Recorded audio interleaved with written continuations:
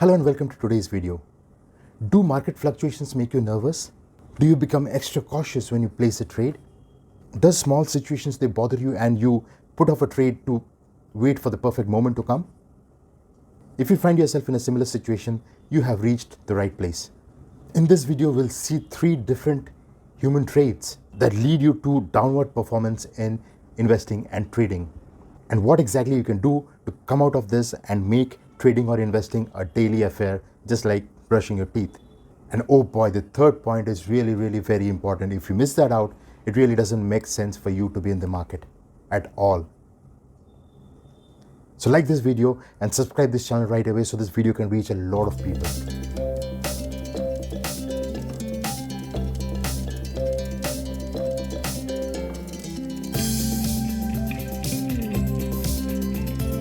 Making money from the market is a constant goal. There is so much to do and never enough time to get everything done.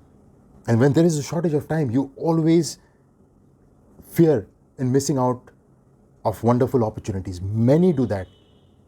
Many investors or traders, they fear out in missing out wonderful opportunities.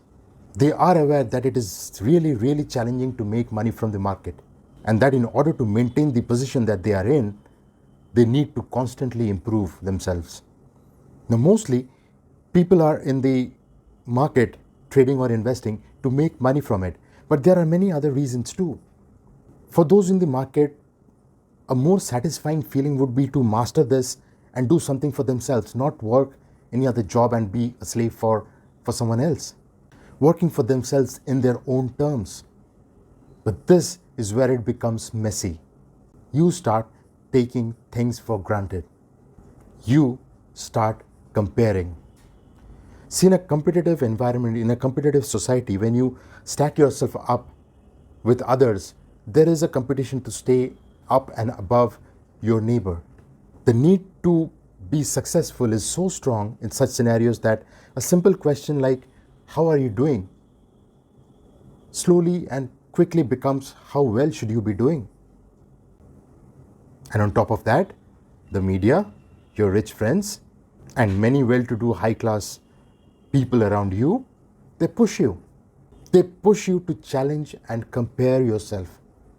The moment you see a high-ticket purchase, an expensive car, a designer cloth, an expensive iPhone, whatever it is, high-class society, high-class people meeting around, high-class purchases, all of these, they put you in a complex. The message they send out to you is very clear. All they are saying is, you need to do well to be an up in this society, to be in comparison with your neighbors, to be a well-to-do member of the society. You must have more than your neighbor to be a respectable person in this society, to be a respectable citizen. And if you finally become one, eventually, fighting all your odds, someday you eventually crawl up and be one standing out in this society. What happens? What happens is you start spotting a new class of people who are at a strata next level to you in the society, who are on a different level, who are at a different strata.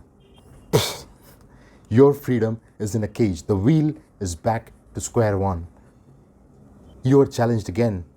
You are trapped to perform. You are trapped to reach out and grab the position one level up. The need to succeed makes you feel trapped, feeling the pressure to match up with your well-to-do neighbors. See, the best way to come out of this is to work for modest goals and do not run after huge profits. If you have a goal of generating, say, approximately around 22,000 rupees a month, which is 1,000 rupees per day in trading, that's not a big goal. That's not a big pressure if you have the skills in this business. Setting modest and realistic targets will allow you to trade profitably and enjoy the market, enjoy what's happening in the market, enjoy the moment when you're spending your time in the market. Instead, what happens is the pressure that you have felt to be at par with your neighbor, to be at par or maybe beat your neighbor, to stand out in the society, this pressure actually puts you and your freedom in a cage. Now imagine if you're a kind of person who is impulsive and do not have patience what would you do? You have an altogether different perspective of significant small decisions in your life. Sometimes it might happen that a minor, insignificant decision might be a big deal for you. Just think, if this person enters the market, what would happen to him? With every step, he would find it very difficult to take a decision. He would sell his stocks, he would sell everything, buy anytime, sell his trading strategy, and make a mess of everything. He will be considered to have the OCD, the obsessive compulsive disorder, where they will be seen as people who find it very difficult to take everyday common decisions. Everyday common decisions? Is that even a challenge? Yes, to many who are in the market for a very, very long period of time, knows that placing a trade and analyzing the market is an everyday common task, just like brushing your teeth. But the sad part is, you may not have the OCD ailment at all. But the very fact is that you have your hard-earned money on the line, it makes you more nervous. And in order to protect the money, you become more obsessive over small, minute details, small, minute happenings that are taking place in the market, small, minute events that are taking place in the market. You react to a very simple situation, a very simple event in the market with extreme emotion. You make a big deal of petty things. And when you do this, the losses takes on a greater personal significance. So what is the solution? How can you overcome this? Number one, see the big picture. When you're in the trade, when you're in the market, do not think much. Do not be obsessive about every single trade or the outcome of every single trade. If you have a trading technique that has a high probability of success, make use of it. Yeah, you might lose a couple of trades, but over a longer period of time, over a large number of trades, you will definitely be profitable. Number two, place many trades. Don't just settle down with few significant trades. Make many of them.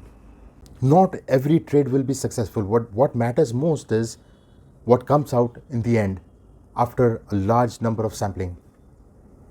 And number three, a proper risk management.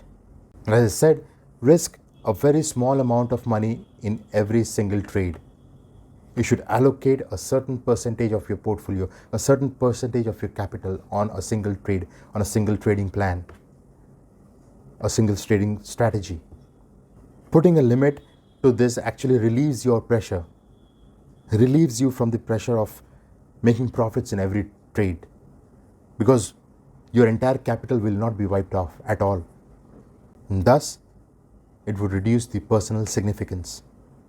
This will make you free and easy. Hope this helps. That's all for today. See you again in the next video. Till then, SC signing off. Goodbye.